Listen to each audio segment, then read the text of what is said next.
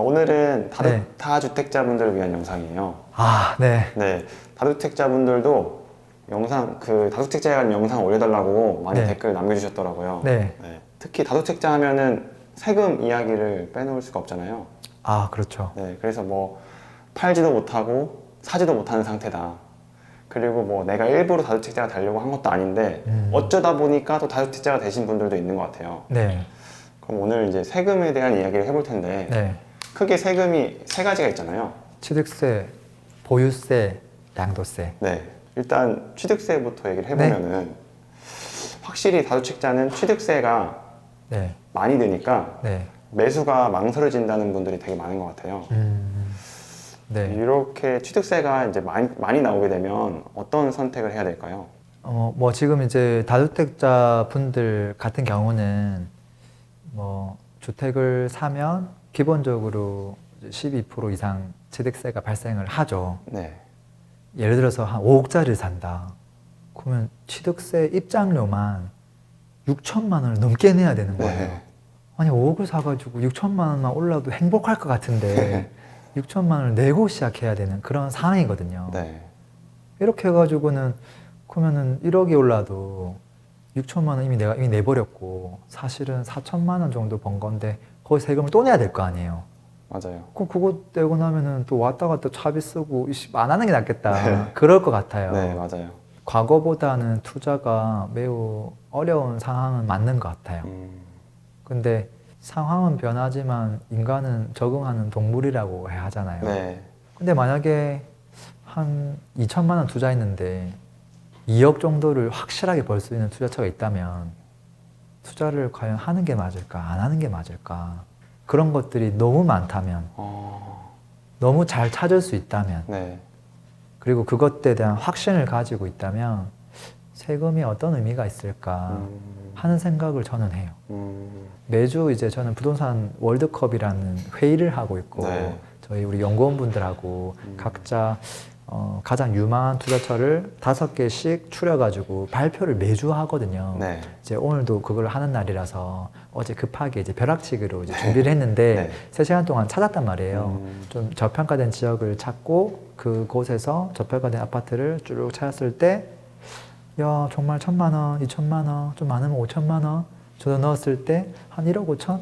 많으면 2억까지도 수익이 날 수 있는 것들이 몇 개가 보이더라고요. 네. 3개 지역이 나왔고 그중에 아파트를 몇 개만 추리니까 10개가 나오더라고요. 근데 이것들을 찾는 데 걸린 시간은 고작 3시간 정도였거든요. 네. 자, 그랬을 때 다주택자 입장에서 생각해 보는 거죠. 정상적인 무주택자나 이제 그런 상황에서 시세 중과가 없으면 투자금을 2천만 원만 넣으면 돼요. 네. 그러면 수익률이 한 700% 나오거든요. 근데 만약에 다주택자다. 그러면 이게 한 3천만 원 이상의 입장료가 생길 거예요. 네. 그럼 5천만 원 넣어야 돼요. 네. 근데 1억 5천을 벌어요. 그냥 해볼만 하잖아요. 네. 그러면 문제가 안 되는 거예요. 결국은 문제는 뭐냐면 내가 생각하는 그 기대치의 수익률을 만족할 수 있는 투자처를 찾아낼 수 있는 역량이 있냐 없냐. 지금 이거가 문제지. 네. 취득세 그 자체는 우리가 어쩔 수가 없잖아요. 이건 우리가 극복해야 될 부분이라고 저는 봐요. 네.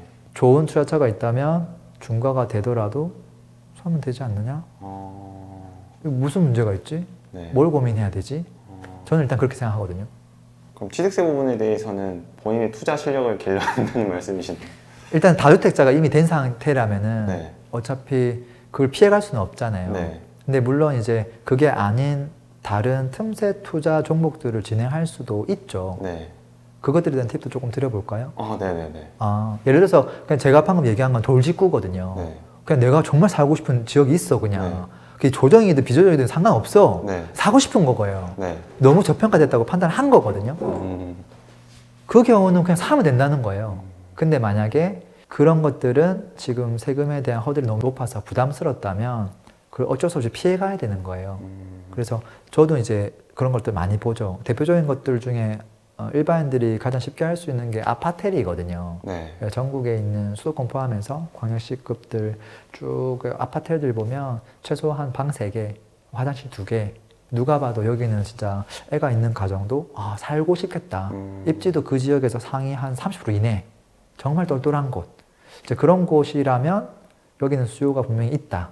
왜? 아파트 가격이 지금 엄청나게 올랐으니까. 그렇게 해서 오피스텔들도 시세를 따라 올라가는 곳들이 많거든요. 근데 그런 지역들은 일단 세금 측면에서 내가 하나를 사든 5개를 사든 취득세는 4.6%로 동일하거든요. 그러니까 취득세만 놓고 봤을 때 그렇게 부담은 아니에요. 그러니까 과거에도 4.6이었고 네. 지금도 4.6이니까. 네. 그 다음에 또 요즘 뭐 신문에 계속 나오고 있는 게 공시가격 1억 미만에 있는 아파트거든요. 네. 그래서 뭐 그것들을 뭐 철저하게 수사하겠다. 근데 그걸 매입하는 과정에 있어서 어떤 불법적인 것들이 뭐 있지 않을까 싶어서 얘기하고 있는데 사실 무슨 불법이 있을 수 있어요. 내 돈 주고 정상적으로 거래를 하는 거기 때문에 아무 네. 문제가 없어요. 네. 그리고 국가에서 만들어 놓은 그 세금의 틀 안에서 선택을 하는 거거든요.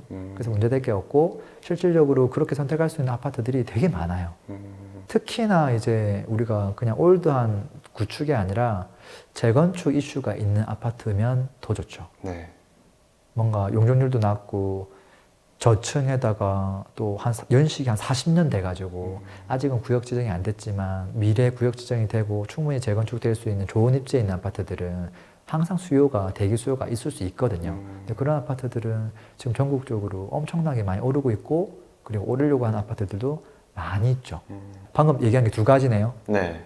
첫 번째가 아파텔, 두 번째는 공시가격 1억 이하. 네. 그 다음은 이제 최근에 제가 이제 매주 하루씩 임장을 가고 있는데 요즘에 제가 조금 많이 가는 곳들은 수개월 전에는 이제 전국에 있는 재개발 지역들을 쫙 많이 갔다면 요즘은 재개발 구역이 지정되지 않은 초기 재개발이라는 이야기를 많이 하는데 네. 그냥 정확한 명칭은 그냥 구역 지정도 안 된 그냥 뭐 빌라든 주택이든 섞여 있는 그런 동네 네. 있는 주택 이제 그런 것들을 이제 매입을 하는 거거든요. 네. 근데 보통 그런 곳들은 아파트가 아니잖아요. 네. 가격이 저렴해요. 그 친구는 특히나 매매 가격보다 공시 가격이 더 저렴하죠. 얘는 말도 안 되게 저렴해서 다 1억 미만이에요. 그러니까 이런 주택을 매입할 때는 취득세가 어차피 1.1%예요. 네. 그게 서울이든 제주도든 상관없이.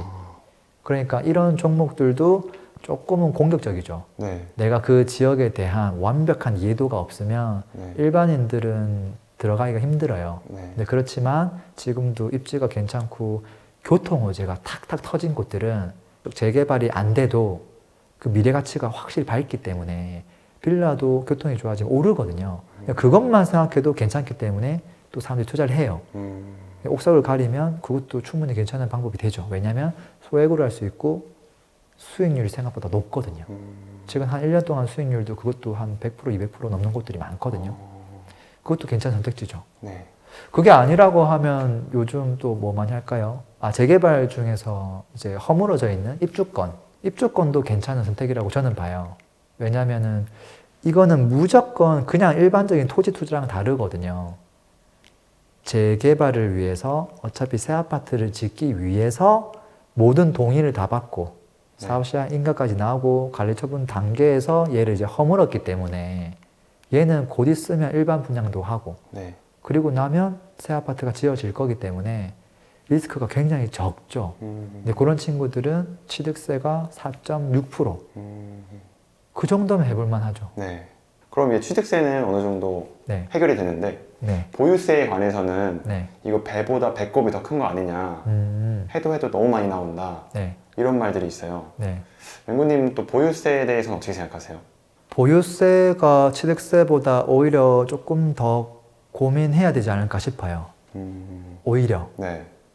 취득세는 그냥 한 번만 내면 되는데 그리고 확실하게 벌면 되는데 이게 똘똘하고 더 많이 올라갈 수 있는 친구들은 아무래도 장기 보유하는 게 좋은데 보유하고 있는 기간 내내 세금을 많이 내라고 하면 한 번이 아니라 취득세를 매년 그만큼을 또 재산세든 종부세든 내라고 하면 굉장히 부담스러울 거거든요.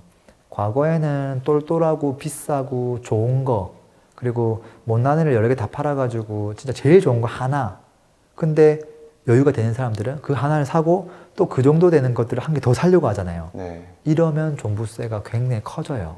요즘은. 그래서 지금은 뭐 30억짜리를 사서 단기간 내에 40억 되는 걸 바란다 이런 것보다 차라리 5억짜리를 사서 걔가 차라리 7억이 되는 거를 선택하는 게 그것들을 여러 개를 선택하는 게 오히려 나은 선택 아닐까라는 생각을 하고요. 그래서 지금은 전반적으로 공시 가격이 낮은 물건들을 선택하면 굉장히 유리한데 네. 어떤 종목들이 공시가가 더 저렴할까? 사실은 제일 비싼 게 신축이죠. 네. 근데 얘가 점점 오래된 것들은 뭐 물론 다 퍼센테이지는 비슷하겠지만 재개발 구역들은 말도 안 되게 공시 가격이 낮죠. 네. 이 친구는 예를 들어서 뭐 프리미엄이 10억일 수도 있어요. 근데 공시 가격은 1억일 수도 있어. 아, 그리고 이게 새 아파트가 되면 그래 10억이 넘는 아파트가 되지만 네. 그게 지금 한 4년 걸린단 말이죠. 네. 길면 8년도 걸리고. 네. 근데 그거를 가지고 있는데 들어가는 무거움은 1억이 안 된다라는 거죠. 그러면 예를 들어 재개발 입주권을 한 10개 좀 가지고 있어도 사실은 큰 부담이 없다라는 거예요. 다 합쳐봐야 10억 아파트 하나 갖고 있는 곳밖에 안 될 수 있다라는 거죠.